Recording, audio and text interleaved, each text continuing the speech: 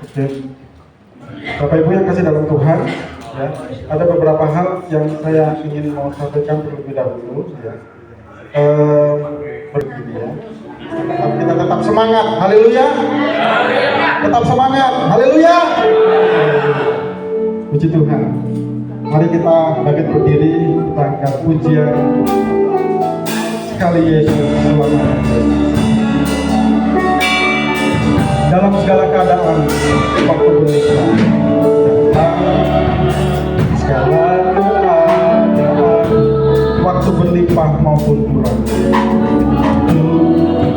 Berlimpah maupun kurang. Kasih Yesus selamat.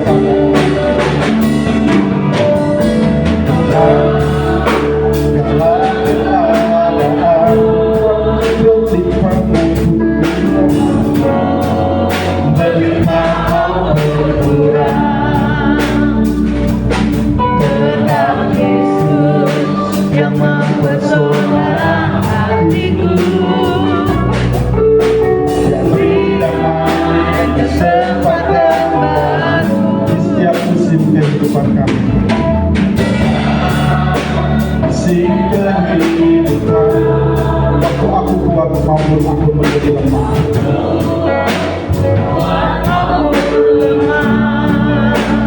Tetap Yesus yang mempesona hatiku, yang mempesona hatiku, yang hidup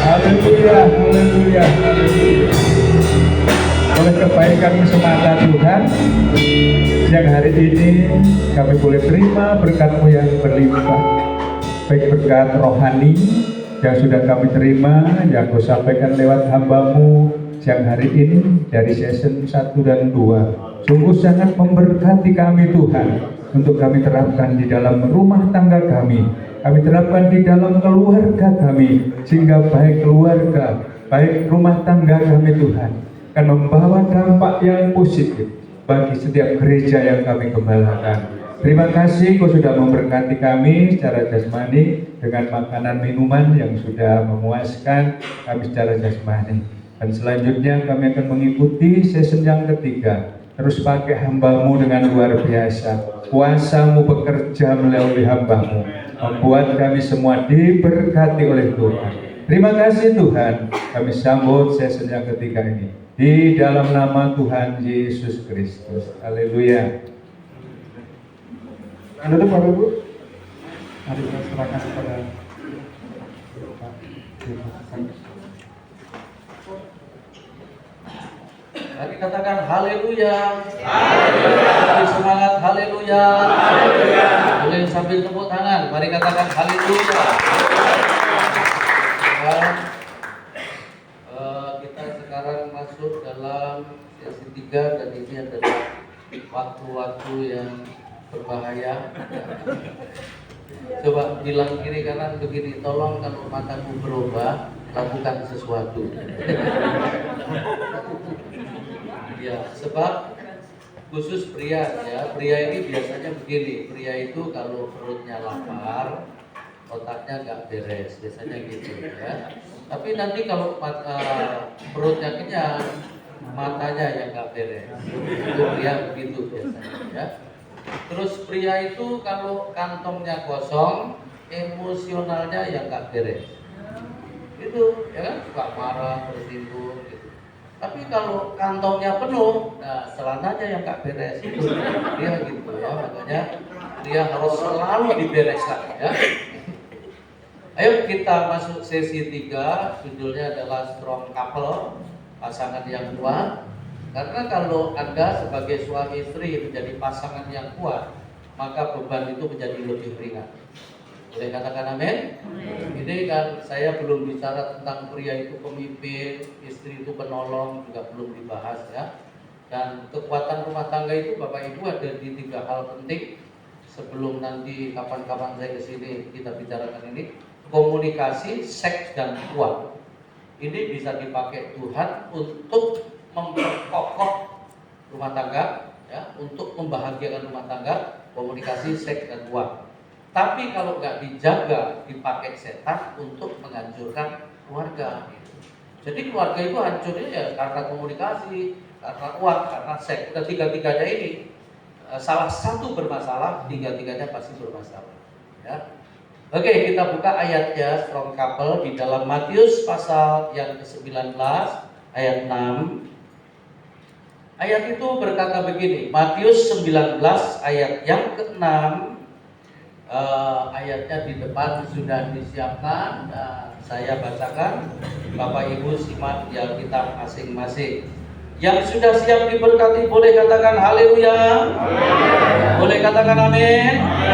Matius 19 ayat 6, ayat itu berkata demikian, demikianlah mereka bukan lagi 2, melainkan 1. Karena itu apa yang telah dipersatukan Allah tidak boleh diceraikan manusia. Saya tidak akan membahas perceraian ya, tapi saya ingin membahas yang dipersatukan ya.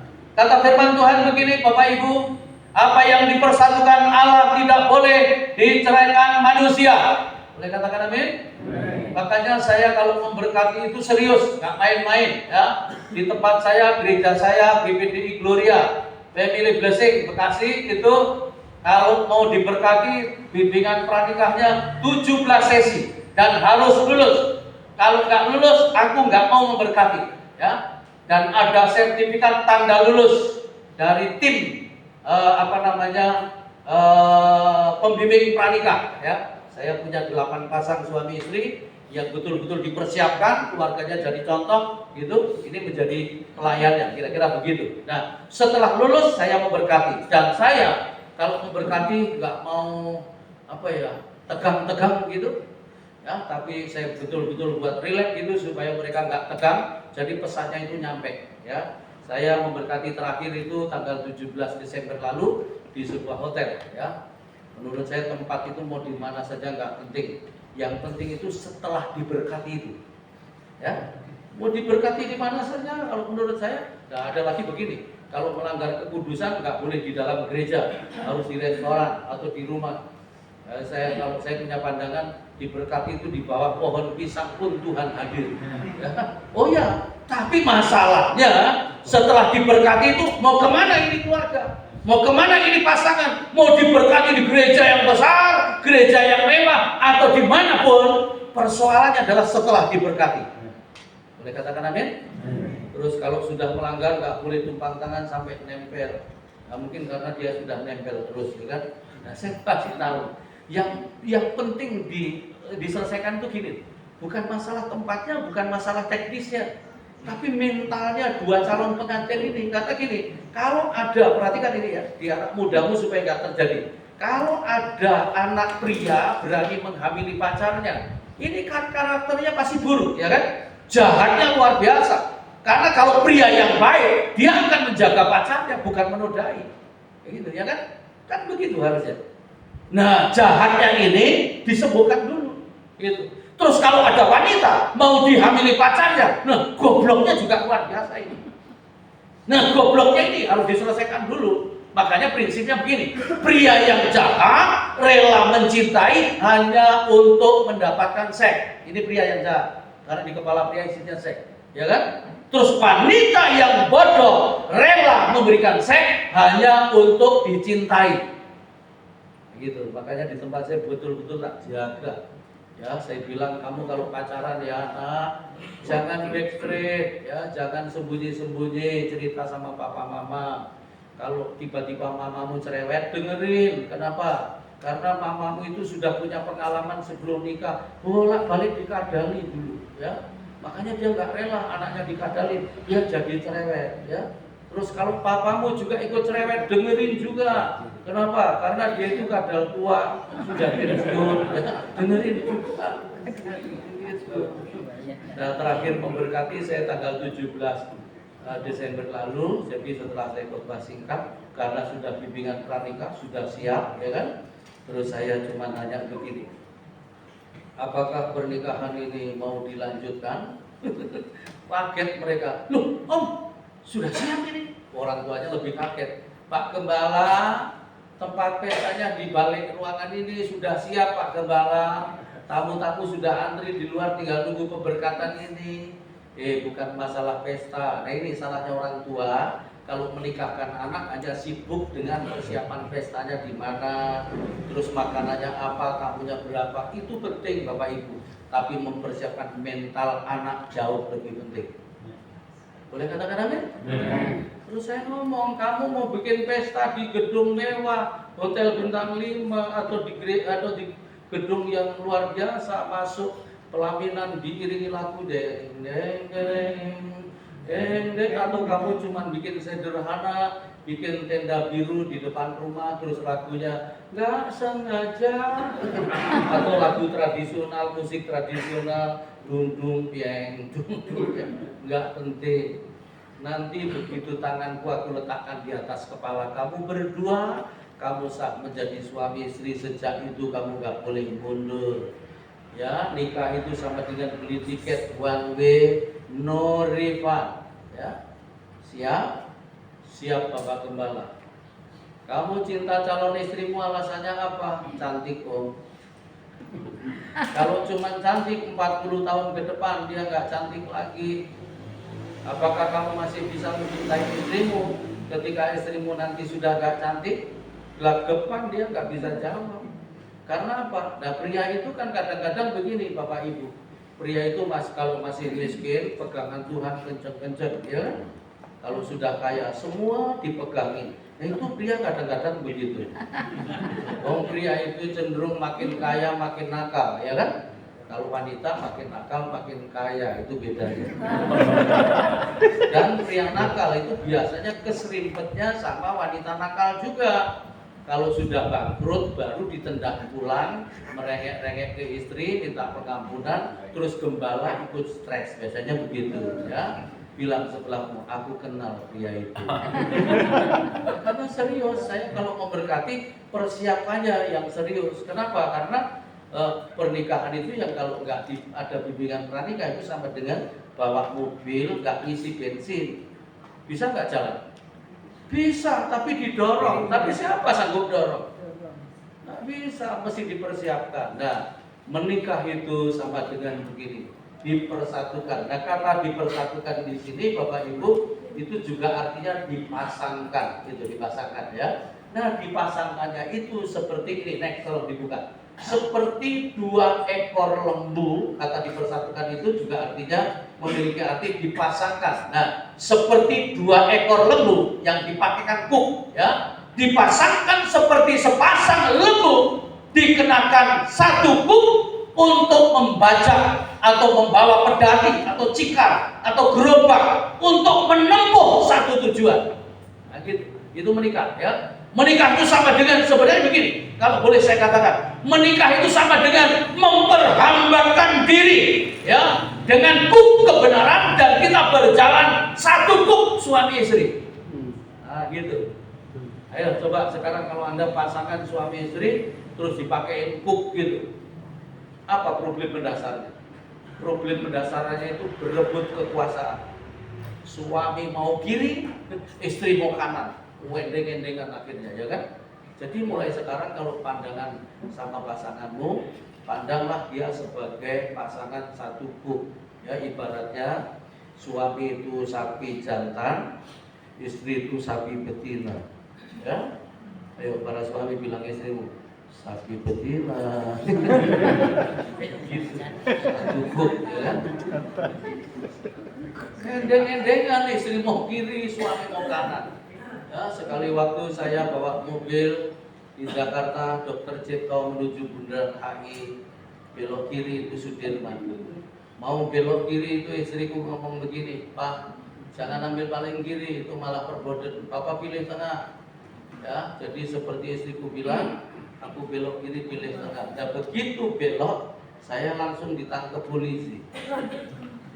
Saya senyum, istriku nunduk, mungkin rasa salah, ya. Terus SIM saya diambil, STNK diambil, diperiksa.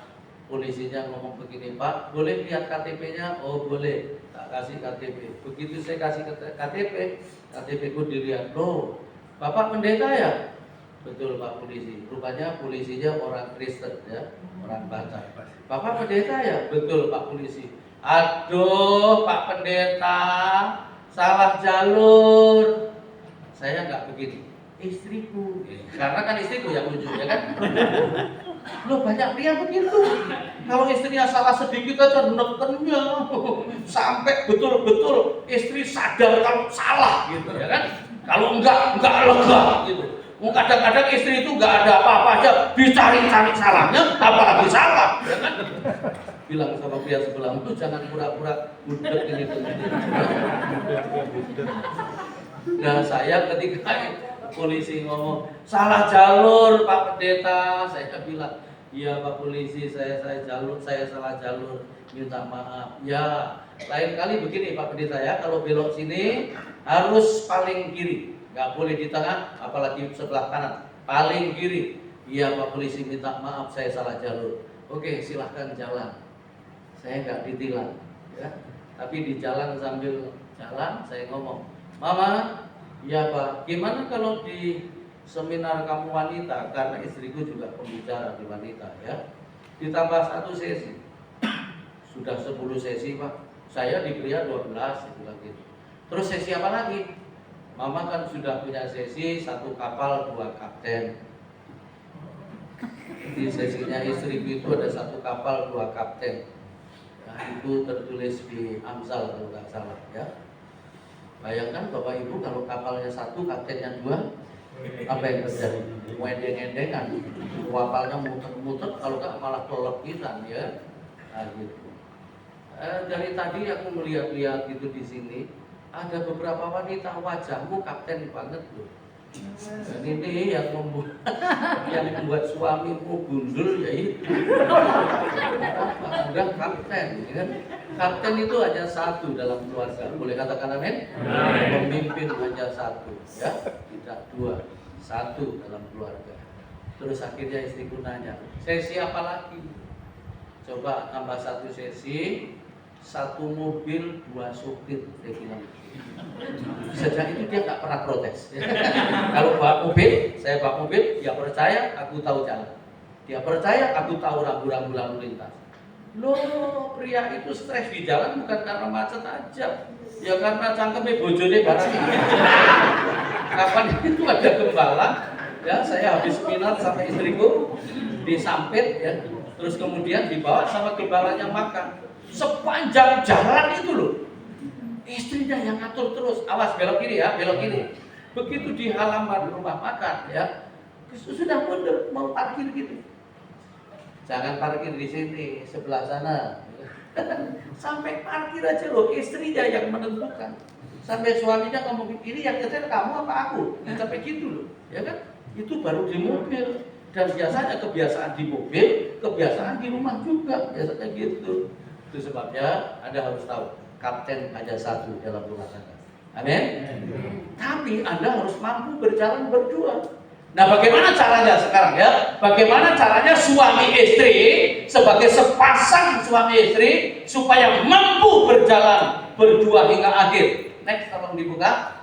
Nah, menikah adalah sebuah keputusan menjalani hidup berjalan berdua hingga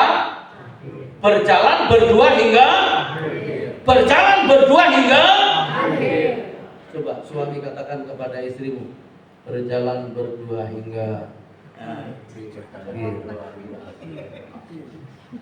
sampai mati gitu. sampai mati ya Pak. Coba istri tanya kepada suami kalau gitu, aku dulu apa kamu dulu apa aku dulu yang mati?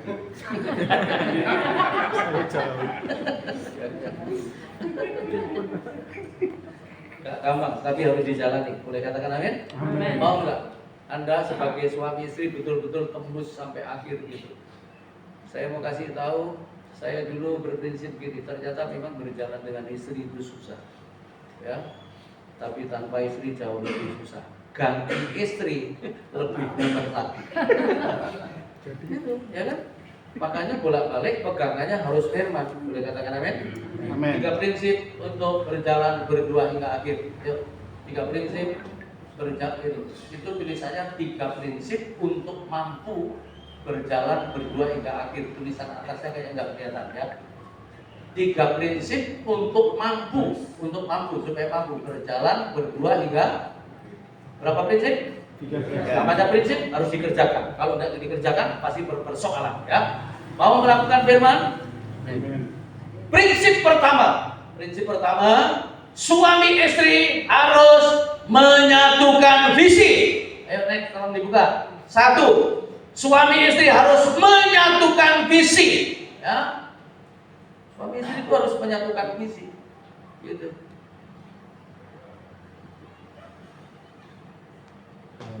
Saya punya teman satu angkatan di sini, Mas Andreas di belakang sama istrinya, ini satu angkatan. Mas Andreas, coba berdiri sebentar aja suami istri. Anda tetap ganteng, tetap cantik. Saya yang rambutnya habis, bukan cuma habis depan, saya depan belakang mau habis. Aku mau tanya, dulu pada waktu nikah, visinya apa? Nggak jawab berarti belum ada, ya kan? Nah, ini kebanyakan begitu, ya kan? Bapak, oke silakan duduk. Bapak dulu waktu nikah visinya apa? Nggak langsung jawab, ini juga pasti nggak ada, ya kan? Aku nggak mau tanya sama Pak Edi, dia pasti nggak punya visi juga, ya kan? Pak Edi aja nggak punya visi, ya kan? Karena apa? Gembalanya juga nggak punya visi, mana ada? Ya kan? Belum menetapkan kan? Nah, mau saya begini, setelah dengar sesi ini, Anda suami istri harus menetapkan visi. Karena kalau nggak ada visi mau dibawa kemana? Gitu, rumah tangga, ya kan? Saya nggak mau tanya sama ketua wilayah, ya. Takutnya dia juga nggak jawab. Apalagi sekretarisnya kayaknya juga ada juga, ya kan? Harus ada visi, ya kan? Saya menikah yang pertama dulu visi saya adalah keluarga ilahi. Makanya pelayanan saya juga visinya keluarga ilahi. Kalau boleh hamba Tuhan itu visi rumah tangganya sama visi pelayanan jadi satu. Supaya apa? Lebih enak. Satu visi dengan keluarga, satu visi dengan pelayanan, keluarga ilahi. Terus sekarang saya nikah lagi 3 tahun lalu, visinya mirip juga, cuma ganti kalimat aja. Membangun keluarga yang menghadirkan kerajaan Allah. Nah begitu. Kenapa? Karena saya punya pandangan begini. Kalau sampai rumah tangga, kita nikah, kita berumah tangga, tidak menghadirkan kerajaan Allah, yang namanya setan nggak usah diundang, pasti hadir. Nah gitu, terus membangun kerajaannya juga. Bayangkan kalau di dalam keluarga kita itu yang membangun kerajaan bukan Allah, tapi setan. Makanya jangan heran kalau suami istri berantem, ya tetangga saya ada begitu. Waduh, kalau berantem itu suaminya lari terbirit-birit, istrinya sambil cincing kejar suaminya sambil ngomong, setan kamu ya, setan. Ya. Sekali waktu saya main ke rumahnya, saya gendong babynya, saya ngomong, Duyul, loh, Pak, karena jemaat saya begitu. Loh Pak Gembala, kok anak saya duyul? Nah, kalau bapaknya setan, anaknya duyul. Sejak itu dia nggak nyetani lagi sama suaminya. Ya, karena gini loh Bapak Ibu, kenapa kita harus punya visi? Karena Tuhan itu menciptakan pernikahan, tulis ya, Tuhan itu menciptakan pernikahan juga punya visi. Boleh katakan amin? Apa visinya Tuhan? Ini visinya Tuhan ya.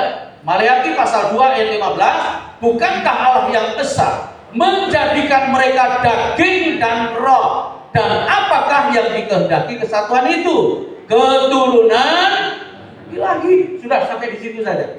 Ya. Jadi Tuhan itu menciptakan pernikahan supaya terjadi keturunan ilahi, supaya ada multiplikasi gambar-gambar ilahi, multiplikasi gambar-gambar Allah. Makanya Adam diciptakan segambar dengan Allah, Hawa diciptakan segambar dengan Allah. Nah, gambar Allah nikah sama gambar Allah, dipertemukan gambar Allah dengan gambar Allah, lahirlah gambar-gambar Allah. Itu. Dan sekarang visinya GPDI, gereja yang berkarakter Kristus. Bayangkan kalau setiap suami karakternya Kristus, punya istri karakternya Kristus, anak-anaknya semua karakter Kristus, maka tercapailah visi GPDI, gereja yang berkarakter Kristus. Tapi sampai sekarang, jangankan jemaat, pendeta yang berkarakter setan masih banyak banget. Ya? Bilang sebelahmu, setan itu gak datang hari ini. Pak, kita masih serius loh ini, ya kan? Bangun karakter Kristus, boleh katakan amin? Amin. Nah kalau bapaknya karakternya gendruwo, istrinya kuntilanak, maka anaknya tuyul, babi ngepet, gombel. Karena apa? Ya cloningan antara makhluk halus dan roh lembut tadi itu, lembut tadi itu. Ya. Ayo, jadi setelah ikut acara ini, semua harus punya visi. Pak Ketua Wilayah harus punya visi. Ya. Visi itu gampang ambil dari ini kan visinya Tuhan. Misalnya keluarga yang diberkati itu visi, keluarga yang jadi berkat visi, keluarga yang kuat itu visi, ya, keluarga yang memenangkan jiwa itu visi. Pokoknya setelah ini Anda harus punya visi. Boleh katakan amin? Jangan nggak punya visi, terus jadikan satu dengan gereja Anda. Ya. Oke, sekarang pilar kedua, prinsip kedua, menjaga komunikasi. Komunikasi ini sulit Pak, ya. Ini bagian tersulit ya. Anda tulis begini, komunikasi itu dasar kehidupan. Komunikasi adalah dasar kehidupan. Kekuatannya komunikasi bukan dibicara tapi di mendengar. Ya, komunikasi itu dasar kehidupan. Kalau komunikasimu kuat, rumah tanggamu pasti kuat. Kalau gerejamu komunikasinya kuat, gerejamu pasti kuat. Ya, salah satu tanda bahwa komunikasi itu gak sehat, ada yang ngomong di belakang, itu gak sehat. Jadi usahakan gerejamu itu gak ada yang bisik-bisik di belakang. Ya. Orang yang tukang ngomong di belakang itu paling jelek di dalam komunikasi. Makanya mulai sekarang stop ngomongin orang di belakang. Boleh katakan amin? Itu jadi kebiasaan buruk dan yang begitu banyak. Tapi hari ini, di ruangan ini tidak boleh ada yang begitu. Lebih baik ngomong di depan, lebih baik tegur daripada ngerasani. Boleh katakan amin? Orang ngerasani itu biasanya gini. Orang yang rasan-rasan itu biasanya lebih buruk daripada yang dirasani. Biasanya gitu. Karena yang dirasani belum tentu. Kalau ini sudah tentu, karena apa? Ngejelek-jelekin orang. Gitu. Kayak gitu ya. Nah, komunikasi itu Tuhan konsepnya begini, perhatikan. Ini konsep ini jangan diubah ya. Kalau diubah pasti persoalan. Ayat ini berkata begini, hai saudara-saudara yang kukasihi, ingatlah hal ini, setiap orang hendaklah cepat untuk mendengar, tetapi lambat untuk berkata-kata dan juga lambat untuk. Jadi gini, prinsipnya komunikasi itu konsepnya begini dari Tuhan. Hendaklah, ini perhatikan, hai saudara-saudaraku yang kekasih, ingatlah hal ini, setiap orang hendaklah satu, cepat untuk mendengar, jangan dibalik ya. Dua, lambat untuk berkata-kata. Tiga, lambat untuk marah. Ini konsepnya Tuhan. Dalam komunikasi itu konsepnya Tuhan. Satu, cepat untuk mendengar. Dua, lambat untuk berkata-kata. Tiga, lambat untuk. Nah, kita seringkali kebalik Bapak Ibu ya. Kita seringkali begini, marah terus, ngomong terus, dengarnya belakangan. Itu pun kalau sadar. Dan herannya nggak pernah sadar. Makanya komunikasinya buruk. Jadi saya mau kasih tahu lewat ayat ini, orang yang banyak bicara komunikasinya pasti buruk. Tapi yang pintar mendengar komunikasinya pasti bagus. Saya ini tukang bicara Bapak Ibu. Tapi di saat tertentu saya diam, saya mendengar, saya pelajari sesuatu. Ya, kadang-kadang orang kalau ketemu saya gitu malah kesannya begini. Orang kok diam saja, kelihatan kaku. Padahal enggak, saya memang harus mendengar gitu. 3 prinsip komunikasi. Nih, 3 prinsip komunikasi. Dasarnya adalah ayat tadi itu. Ini jangan dibalik ya, namanya prinsip, jadi nggak boleh dibalik. 3 prinsip komunikasi. 1, prinsip mendengar. Ini nomor 1, prinsip nggak boleh dibalik, mendengar. Nah, mendengar yang benar itu begini, Bapak Ibu. Amsal 4 ayat 20 dan 21. Hai anakku, perhatikanlah perkataanku, arahkanlah apa? Telingamu kepada ucapanku, dan janganlah semuanya itu menjauh dari matamu, simpanlah itu di lubuk. Jadi mendengar yang benar itu begini Pak, pakai perhatian, terus pakai telinga, terus pakai mata sambil dilihat, terus kemudian pakai hati sambil empati. Jadi suami istri itu kalau bicara nggak boleh begini, nggak boleh sambil keloyoran gitu, duduk, harusnya duduk adep-adepan gitu. Ya, kalau bicara suami istri HP harus ditaruh. Karena apa? Karena HP itu sudah merusak komunikasi sekarang. HP ditaruh, ya, mendengar pakai telinga, mendengar pakai mata, pakai hati. Artinya begini, mendengar sampai tuntas dan dengan empati. Jadi kalau suami ngomong, istri dengar sampai tuntas dan dengan empati. Istri ngomong, suami dengar sampai tuntas dan dengan empati. Jangan suka potong pembicaraan. Ini komunikasi terburuk kalau Anda potong pembicaraan, ya. Jadi pakai telinga, pakai mata, pakai hati, tidak pakai mulut. Ya. Gitu. Next. Komunikasi adalah kekuatan rumah tangga, tetapi kekuatan komunikasi bukan terletak pada bicara, tapi mendengar. Jadi bukan bicara Pak, orang itu makin pintar ngomong, komunikasinya makin buruk, tapi makin pintar mendengar, komunikasinya makin bagus. Boleh katakan amin? Mendengar pakai telinga, mata, hati, artinya mendengar sampai tuntas dan dengan empati. Mulai sekarang mendengar harus menjadi prinsip nomor 1. Boleh katakan amin? Amin. Prinsip yang kedua, komunikasi. Prinsip berkata-kata. Nah, kalau berkata-kata, Kolose pasal 4 ayat 6, hendaklah kata-katamu senantiasa penuh kasih, jangan hambar, ya, sehingga kamu tahu bagaimana kamu harus memberi jawab kepada setiap. Tadi itu kata firman Tuhan, lambat untuk berkata-kata. Maksudnya begini, kalau ngomong direm dulu, dipikir dulu, direnungkan. Kira-kira kalau saya lepas kata-kata ini, dia sakit hati gak? Terus pakai kata-kata yang penuh kasih, jangan hambar. Gitu. Supaya apa? Dengan perkataanmu, suamimu dibangun. Dengan perkataanmu, istrimu dibangun. Boleh katakan amin? Ya. Terus yang ketiga, prinsip menang atas emosi sendiri, lambat untuk marah. Perhatikan ayat ini ya. Kolose Efesus pasal 4 ayat 26-27, apabila kamu menjadi marah, janganlah kamu berbuat dosa, janganlah matahari terbenam sebelum padam amarahmu, dan janganlah beri kesempatan kepada iblis. Jangan beri kesempatan kepada iblis. Jadi Pak Bu, perhatikan baik-baik. Marah itu celahnya iblis masuk rumah kita. Jadi yang tukang marah hari ini berhenti, mulai kelola emosinya sendiri. Kalau marah jangan sampai matahari terbenam, jangan berlebih-lebihan. Kenapa? Supaya iblis tidak ambil celah. Sekali lagi, emosi itu celahnya iblis masuk rumah tangga kita dan ambil alih. Waduh, kalau iblis sudah ambil alih, ya. Sekali waktu Bapak Ibu saya berada di Bengkulu, saya melayani jamborenya MD Bengkulu. Istriku ada di rumah, ya. Terus kemudian besoknya kami berdua harus terbang ke Denpasar melayani full gospel se-Indonesia Timur, para pemimpinnya. Karena saya merasa waktu saya nggak cukup untuk pulang, saya telepon istri, ya.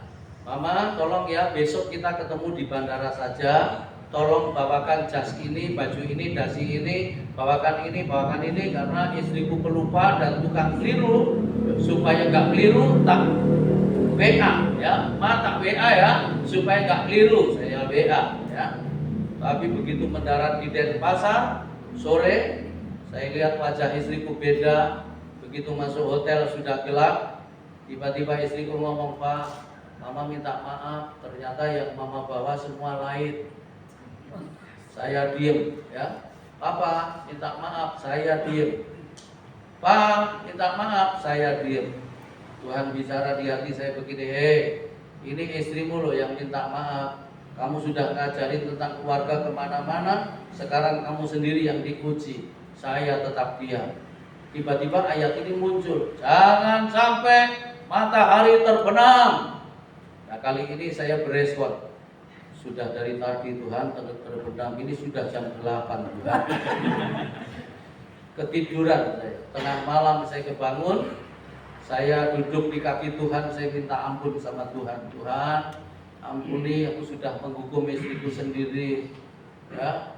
Saya dengar istriku tiba-tiba duduk di samping, ikut duduk di kaki Tuhan juga. Saya nggak banyak ngomong, langsung tak peluk istriku, tak taruh kepalanya di dada saya, dan saya angkat tangan satu. Saya ngomong begini, Tuhan, terima kasih buat istriku. Istriku orang terbaik dalam hidupku. Dia tidak akan tergeser dengan apapun, termasuk kesalahannya tidak akan menggeser posisi dia di hatiku. Dia tetap istri yang terbaik buat saya. Ampuni aku Tuhan. Langsung istriku, Pak, gak usah berlarut-larut, ya. Konflik biasa, tapi jangan dibiasakan. Boleh katakan amin? Ya. Bagaimanapun istri kita, pasangan kita itu pembentuk kita pertama, ya pasangan kita itu. Boleh katakan amin? Ya, jadi kita harus bisa kendalikan emosi gitu. Dan ini paling sulit karena ngomong sama pasangan itu lama-lama bisa tegangan tinggi, ya. Kali waktu saya pulang dari gereja mau kasih makan anjing, saya lihat tempat makannya penuh air, tempat minumnya berantakan. Saya langsung masuk kamar ngomong sama istri, Mak, Bapak mau kasih makan anjing, tapi ini tempat makannya berantakan, dipenuhi air, tempat airnya juga berantakan, kotor semua. Ini orang yang melakukan ini pasti gak pakai pikirannya ini. Terus istriku berdiri terus sambil ngomong, loh kok Papa ngomong begitu? Memang kenapa? Mama yang melakukan. Waduh, langsung madek gitu, ya. Coba kalau seandainya respon saya begini, sudah tahu tempat makan, kenapa Mama kasih air? Kenapa bikin berantakan? Kira-kira berantem nggak? Berantem. Nah saya begitu istriku ngomong, Mama yang melakukan, langsung madek gitu. Madek. Keluar aku kayak tentara kalah perang. Terus duduk di teras merenung begini, aduh, kenapa ya saya tadi kok pakai ngomong begitu segala? Taunya istriku sendiri. Dan saya mau kasih tahu, ngadepin istri sendiri itu sulit, lebih mudah ngadepin istri jemaat. Aduh, dia merenung, aduh, kenapa ngomong begitu? Makanya begini Bapak Ibu, kalau lagi emosi lebih baik jangan ngomong. Kenapa? Orang kalau emosi itu ngomong pasti jelek. Orang emosi ngomong pasti salah. Lebih baik diam dan percayalah, diam tidak akan pernah keliru ngomong.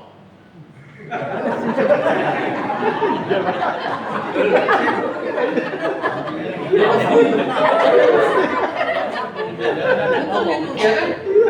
Dan betul-betul diam, nggak usah ngomong apa-apa, diam. Dan juga begini, jangan nulis status. Kadang-kadang kita diam tapi jarinya yang nggak diam, nulis status dasar kolor gitu ya kan, dasar bodoh gitu, nggak usah. Nah tiba-tiba nggak lama kemudian istriku keluar, terus aku dipeluk dari belakang, dipeluk, Pak, ya mama, lain kali nggak boleh ngomong begitu. Ya mama minta maaf, papa pikir bukan mama yang melakukan. Memang kalau bukan mama yang melakukan, orang itu juga nggak pakai pikirannya ya. Iya juga ya. Makanya, oke, kita belajar sabar ya. Nah gitu loh. Jadi saya mau kasih tahu suami istri itu harus saling mengingatkan juga. Boleh katakan amin? Ini proses loh Pak Bu ya. Gitu. Jadi kendalikan emosi itu penting. Boleh katakan amin? Saya dulu tukang marah Pak. Tapi sembuh ya karena istriku juga. Saya dulu kalau bawa mobil diserobot orang, saya kasih marah. Kayak bujung. Ya. Dan istriku pasti ngomong begini, pendeta kok marah-marah terus, tambah marah saya. Sekali waktu pulang perjamuan kudus, diserobot orang, marah saya. Istriku ngomong begini, baru perjamuan kudus, ngajarin jemaat ampuni sebelum makan minum. Ngamuk aku Pak digituin ya kan. Tapi sekali waktu dalam keadaan baik-baik. Nah ini penting dalam keadaan baik-baik. Saya ngomong begini sama istriku, Ma, kata Tuhan kamu itu penolongku. Jadi aku hanya tertolong oleh kamu sebagai istriku, bukan istri orang lain. Kamu sebagai penolong. Coba tolongin Papa ya, kalau di jalan kepancing emosi, coba Mama tolongin tapi nggak usah pakai mulut. Terserah Mama mau pakai apa, pokoknya jangan pakai mulut.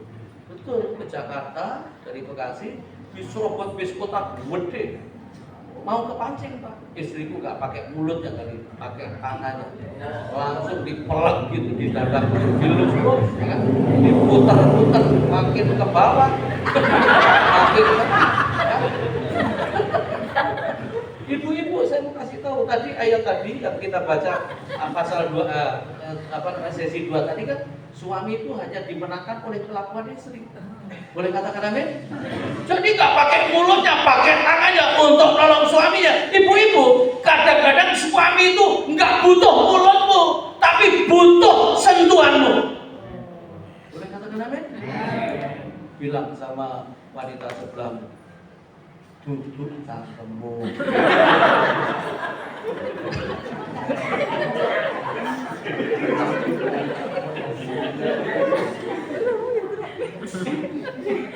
Para wanita tahu nggak? Cangkemmu itu kadang-kadang itu merusak karakter suamimu sendiri. Ngerti cangkemmu?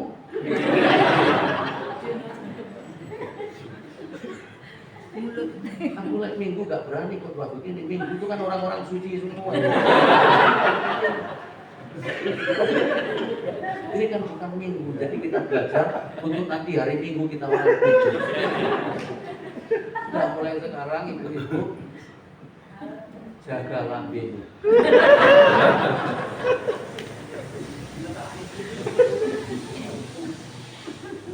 Bilang sama wanita sebelah, nah kamu gak jeber tapi isinya biayaan. Nah, sekarang harus jadi berkat. Boleh katakan amin?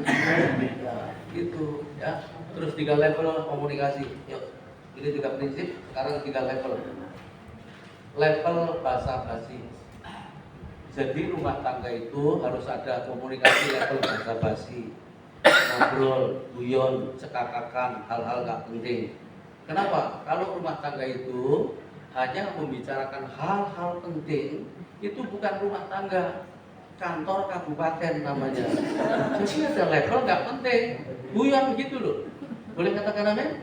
Istriku itu gini, kalau kadang-kadang ngomong begini, Pak, kamu itu kalau di rumah sampai anjing pun ikut bahagia loh. Tapi kalau kamu nggak di rumah, sepi rumah ini. Sekarang ini istriku sendirian, pusing dia. Kalau ada aku, ada hiburan. Jadi gini loh, coba kalau Anda pulang itu jadi cair gitu loh rumah tangga. Jangan sampai Anda malah ngomong begini ya. Nah, Bapak mau keluar kota, berapa hari? 3 hari. Loh kenapa nggak 3 minggu? Nah itu berarti ada itu musibah itu di rumah itu. Harusnya rumahmu ada Anda jadi cair gitu. Boleh katakan amin? Ada sukacita gitu. Nah, ayo coba. Ojo merengut, sampai ini merengut terus. Gitu loh, jadi hiburan di rumah gitu. Terus kemudian level penting yang kedua. Nah ini penting ya. Level penting itu apa? Membicarakan hal-hal penting. Ya, Anda tulis ya, saya ngomong. Dan jangan membicarakan hal penting pada saat genting, pasti bermasalah. Makanya suami istri, nih para pendeta, para gembala khususnya dengerin baik-baik. Suami istri itu harus punya waktu meeting sebelum meeting sama jemaat, sebelum meeting sama pengurus gereja. Suami istri harus punya waktu meeting. Boleh katakan amin? Membicarakan apa? Hal-hal penting. Apa itu? Pelayanan. Apa itu hal penting? Ya, keuangan keluarga itu hal penting. Kalau Anda bukan gembala, jadwal dari gereja itu hal penting. Bicarakan suami istri. Terus apa lagi? Masalah anak-anak, bicarakan karena anak-anak itu juga penting. Jangan nggak dianggap penting, gitu. Terus sekolah anak-anak ini semua penting. Keuangan keluarga, terus apa lagi? Menjenguk orang tua ini penting. Jangan lupakan orang tua. Boleh katakan amin? Nengok orang tua, nengok mertua juga. Terus liburan bersama itu penting. Ini saya lihat nih beberapa wanita ini wajahnya krisis background. Makanya Pak Handoko keren, ya kan? Ada ide, mumpung ada seminar nanti sekalian jalan-jalan ke pantai.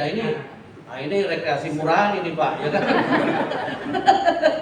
Tapi harus ada suami istri berdua jalan bareng tanpa siapa-siapa itu. Ada harusnya. Saya ke Singapura berdua sama istri, cuman berdua aja, gak mau direkokin siapa-siapa. Saya punya waktu begini Pak, couple meeting berdua sama istri. Terus punya waktu juga boys time sama anakku pria berdua. Terus sama girls time sama anakku wanita berdua. Terus family time. Itu harusnya begitu. Ya, ayo, penting itu. Saya mau kasih tahu, anakmu nggak bangga dengan pelayanan percaya, tapi bangga ketika kau ada di antara mereka. Oh ya, saya punya teman tanya anaknya begini, nak, kamu bangga ketika lihat papa sedang apa? Dia pikir anaknya mau jawab gini, ketika melihat papa melayani di Senayan di depan puluhan ribu orang, karena kok banyak bagus teman-teman ini. Ya. Ternyata enggak loh, anaknya malah cuma jawab begini, aku bangga ketika papa nyebokin aku, nyebokin anak. Itu penting Pak. Ada orang nyebokin anak pakai kaki gitu. Enggak sentuhan. Sentuhannya itu loh penting. Ada lagi anak suruh jengking disemprot pakai selang. Itu sebenarnya kayak karbos aja. Anaknya yang suruh pegol-pegol gitu.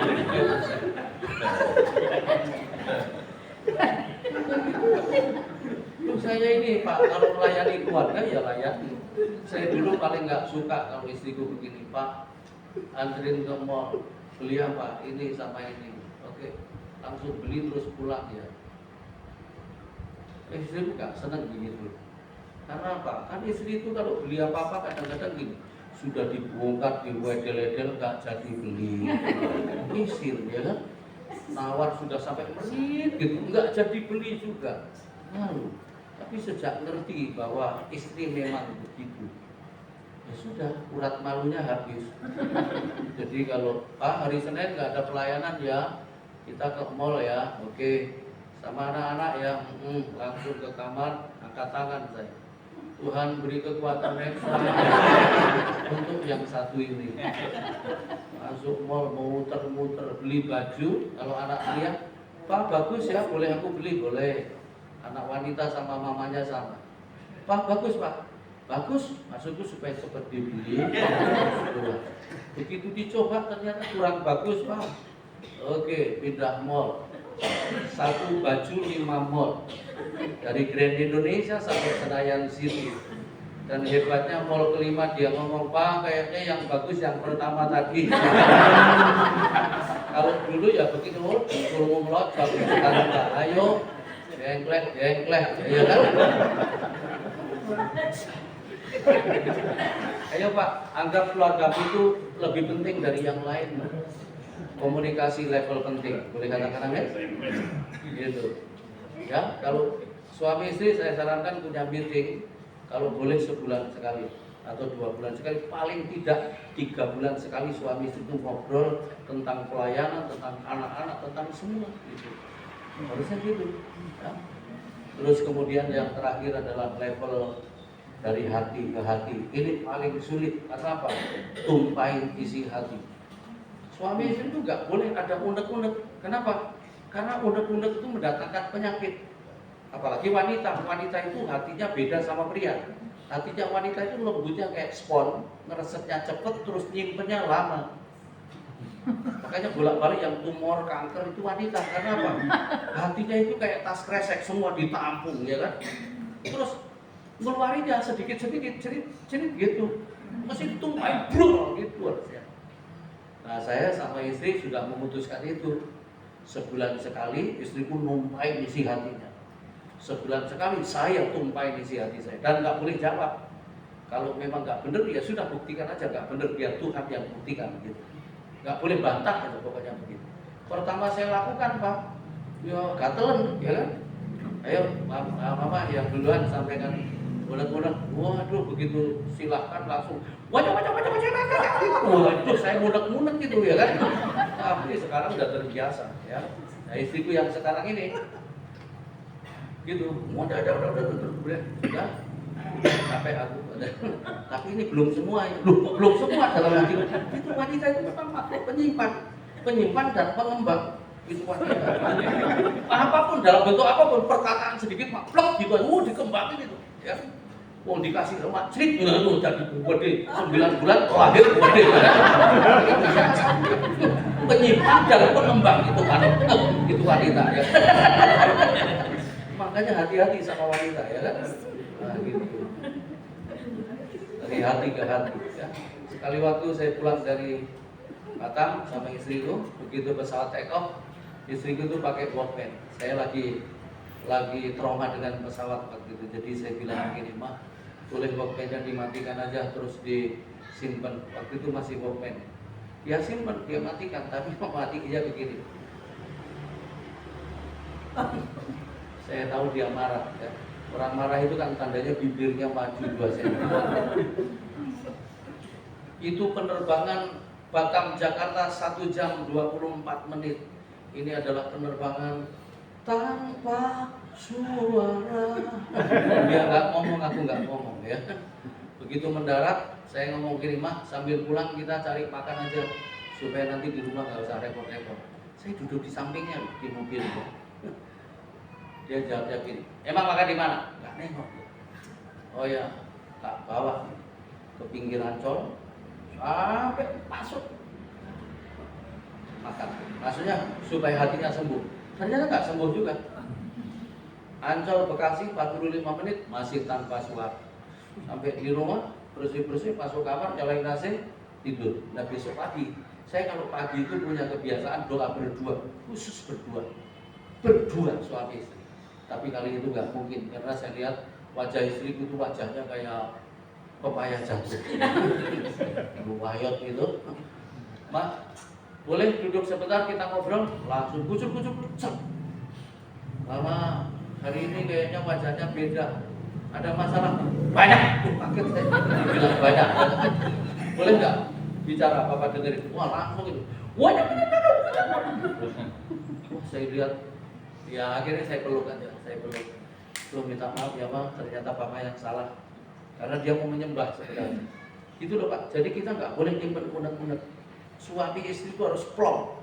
Boleh katakan amin? Ya, harus ada komunikasi dari hati ke hati. Gitu. Kadang-kadang kita kan takut sama pasangan kita. Nggak boleh. Harusnya kita tuh merdeka kalau dalam hal komunikasi. Oke, sekarang prinsip yang ketiga. Yang pertama visi, yang kedua komunikasi. Yang ketiga adalah keberanian menyelesaikan konflik. Ya, Dunia mengajarkan sebuah kemunafikan agar kita pandai menyembunyikan konflik supaya seolah-olah rumah tangga kita tidak ada konflik. Tetapi firman Tuhan mengajarkan agar kita berani menyelesaikan konflik apapun resikonya. Menyelesaikan konflik itu berisiko, tidak menyelesaikan konflik itu bom waktu. Jadi Pak, nggak boleh nyimpan konflik. Nah, kita seringkali justru jadi orang munafik, seolah-olah kalau selesaikan konflik itu kayak buka aib gitu. Enggak, kita harus selesai dengan konflik-konflik kita. Boleh katakan amin?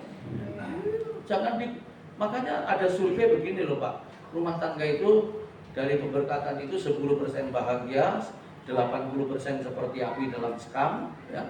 Berarti api dalam sekam kelihatan nggak ada apa-apa tapi di dalamnya nyala. Ini keluarga panas dalam. Ya, kalau di gereja memuji Tuhan, pulang ke rumah istrinya ngomong, gitu. Nah, itu cuma di gereja aja. Ayo, kita ini dari rumah kita harus baik-baik bener. Boleh katakan amin? Selesaikan konflik. Gimana caranya menyelesaikan konflik? Rumah tangga siapa gak ada konflik? Saya nikah pertama saya jalanin 30 tahun dan istriku pernah membuat pernyataan begini. Seandainya hidup ini bisa dilahirkan kembali dan aku dilahirkan kembali, aku akan memilih tetap menjadi istrinya Ishak Tulus. Yang sekarang baru 3 tahun, saya tanya begini, Mi, kita sudah 3 tahun nikah, sudah pernah bertengkar belum? Belum. 3 tahun belum bertengkar, itu bukan mujizat, tapi taat firman. Boleh katakan amin? Salah satunya kalau ada konflik diselesaikan. Hebatnya istriku ya, kalau aku lagi pusing, marah gitu, dia nggak akan marah, dia teduhkan saya. Kalau dia marah, aku juga nggak marah. Tak tunggu sampai dia benar-benar lerem, baru tak kasih tahu kenapa gitu. Menyelesaikan konflik itu penting. Boleh katakan amin? Ini caranya menyelesaikan konflik. Ya, yuk. 2 Timotius pasal 2 ayat 23. Ayat itu berkata begini, hindarilah soal-soal yang dicari-cari, yang bodoh dan tidak layak. Engkau tahu bahwa soal-soal itu menimbulkan pertengkaran. Jadi kalau lagi konflik, hindari soal-soal yang dicari-cari. Maksudnya begini, jangan ngembel kemana-mana, jangan melebar kemana-mana.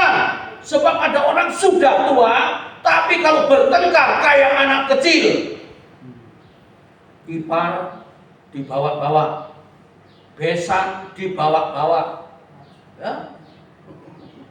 Tetangga nggak tahu apa-apa disangkut pautkan, engkong sudah mati dibangkitkan. Ini mau cengbeng apa mau selesai sebenarnya? Udah nggak usah ngebet kemana-mana. Kalau perlu bertengkar itu pakai judul. Jadi kalau terasa mau bertengkar, salah satu berdiri. Judulnya apa ini? Nah gitu. Saya sekali waktu konflik sama istriku karena tiket. Karena besok mau berangkat ke Makassar, saya ngomong begini, Ma, dia besok mau berangkat ya. Ma, tolong Papa dicek tiket, Ma, karena saya lusanya harus nyusul gitu ya. Begitu buka iPad, ternyata listriknya itu korslet turun, ceplek gitu. Nah, saya lihat, saya berdiri terus saya lihat. Ternyata dia sambil ngecas. Nah, saya ngomong, Ma, kalau kerja jangan sambil ngecas. Saya ngomong ya begini, intonasinya begini. Tiba-tiba dia berdiri juga. Emang kenapa? Kayaknya nggak enak. Nggak apa-apa sih. Tapi harus memilih. Pilih ngecas atau pilih kerja. Nggak apa-apa. Pak, ini ya. Mama urus ini tiket kamu loh ya. Bla bla bla bla bla bla bla. Mama biasa. Sambil kerja, sambil bikin powerpoint, sambil ngecas ini bla bla bla. Pokoknya konflik itu tidak gitu. Nah, besok yang harus saya itu minta saya antar ke bandara. Tahu-tahu pagi-pagi sudah nggak minta antar lagi. Ambil taksi nyelonong ke bandara. Dalam hatiku begini, mau ngomong apa ini dia ini? Besok mau melayani, sekarang berangkat, masalah belum selesai sudah berangkat. Tapi Tuhan bicara di hati saya begini, kamu juga sombong, kenapa kamu nggak selesaikan? Tapi luar biasa Pak, besok pagi istriku telepon, Pak, Mama minta maaf ya, kemarin Mama nggak tunduk sama Papa. Mama kemarin kasar, ngomongnya keras, teriak-teriak. Mama mengintimidasi, Mama cenderung kurang ajar. Minta maaf ya Pak. Oke Pak, Papa juga minta maaf. Oke ya, Papa memaafkan kamu, kamu memaafkan Papa. Ayo, saya doakan kamu melayani. Tak doakan, besok nyusul. Ya, di Tonasa itu Sulawesi Utara Selatan, Makassar itu ada pabrik semen, ya Tonasa. Nah, melayani di situ. Begitu masuk di pinggir depannya, tiba-tiba di kamar istriku ngomong begitu. Papa, ya Ma, kemarin itu sebenarnya Mama nggak salah loh. Nah, itu udah selesai kok diungkit lagi. Nah, itu kan saya bilang apa? Hatinya wanita itu nggak respon. Nyimpennya lama, makanya wanita kalau gendir lagi hampir semua, nggak semuanya, hampir semua selalu begini. Yang kemarin itu, yang minggu lalu, wah, yang 15 tahun lalu pun kalau wanita masih ingat. Nah sementara pria itu begini, pria itu mudah berbuat salah, mudah minta maaf, langsung lupa. Kalau wanita diingat. Ada pria lagi rajin berbuat salah, nggak minta maaf, langsung lupa. Ini istrinya yang tersiksa, ya kan? Tapi akhirnya saya ngomong begini juga, Papa juga nggak salah loh, Pak. Coba nggak salahnya Mama di mana? Saya coba begitu. Dia ngomong, Pak, kemarin itu Mama lagi capek, belum packing pakaian sendiri, belum rapiin materi. Papa minta tolong bersama. Papa juga berpikir kalau sampai iPad kamu itu korset meledak dan ngantem mukamu, terus gosong. Siapa yang begitu? Oh iya ya, langsung dipeluk. Kasih ya Pak. Selesai. Makanya gini Pak, kalau konflik, tip menyelesaikan konflik, tolong dibuka. 1, jangan umbar emosi. Karena apa? Emosi itu celahnya iblis masuk. Ingat ya, jangan umbar emosi. Nanti nyesel sendiri. Ya. Terus kemudian ingat janji nikah. Kan ada perjanjian nikah itu, ya kan? Terus kemudian ingat visi keluarga. Makanya harus ada visi. Ya, gitu. Terus kemudian ingat kebaikan pasangan. Masa iya pasanganmu gak ada kebaikannya sama sekali, ya kan? Terus yang terakhir, mengalah adalah langkah tepat untuk menyelamatkan keluarga. Boleh katakan amin? Sudah, nggak usah menang-menangan Pak. Karena kalau kita menang-menangan, ya rumah tangga kita hancur. Ngalah itu jauh lebih baik. Boleh katakan amin? Makanya sekali lagi, supaya kita mampu melewati hidup kita, jangan nunggu konflik. Kita itu harus punya waktu duduk ngobrol bersama-sama, suami istri gitu. Ngobrol 3 level tadi itu supaya apa? Aman rumah tangga kita. Kalau hubungan kita suami istri kuat, maka gerobak yang kita bawa itu akan aman. Yang menentukan itu suami istri, bukan yang lain. Termasuk pelayananmu, yang menentukan suami istri, bukan jemaat, bukan majelis. Tapi kalau suami istri ini kuat, maka yang lain-lain pasti kuat juga. Katakan amin. Jadi hubunganmu suami istri jangan ditukar dengan hubungan apapun. Ya, Tuhan berkata begini, kamu satu orang bisa mengejar 1000. Itu Ulangan 32 ayat 30 ya. Satu orang kamu akan mengejar 1000. Tapi kalau kamu 2 orang sepakat, 2 orang itu bisa suami istri sepakat, bukan 2000 tapi 10.000. Jadi suami istri itu kalau sepakat kekuatannya menjadi 10 kali lipat. Boleh katakan amin? Makanya begini, di gereja itu ada partner pelayanan, di kantor ada partner kerja, tapi istrimu, suamimu di rumah itu adalah partner hidup. Ya, Anda boleh gak sepakat sama teman kerja, Anda boleh gak sepakat sama teman gereja, tapi jangan coba-coba gak sepakat sama pasangan. Kenapa? Muntang mantik gerobak yang Anda bawa. Jadi Anda harus selalu sepakat. Boleh katakan amin? Nah, supaya sepakat gimana? 3 prinsip tadi itu. Visi, komunikasi, selesaikan konflik supaya sampai kepada tujuan. Boleh katakan amin? Tundukkan kepala, kita mau datang kepada Tuhan. Yuk musik. Kita renungkan firman. Peganglah tanganku Roh Kudus setiap hari. Haleluya, kita nyanyikan pujian. Haleluya.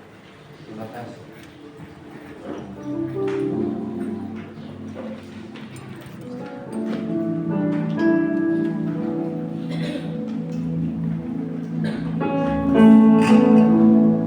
Peganglah tanganku Roh